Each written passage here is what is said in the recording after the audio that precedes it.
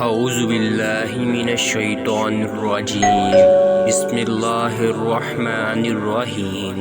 حضرت اسامہ بن شریک رضی اللہ عنہ کہتے ہیں کہ میں نبی صلی اللہ علیہ وسلم کی خدمت میں پہنچا تو دیکھا کہ آپ کے صحابہ آپ کی مجلس میں ایسے بیٹھے تھے گویا ان کے سروں پر پرندے ہوں، یعنی انتہائی باادب اور پرسکون تھے۔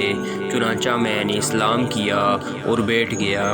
ادھر ادھر سے بدوی لوگ آئے اور انہوں نے پوچھا کہ اللہ کے رسول، کیا ہم دوا دارو کر لیا کریں؟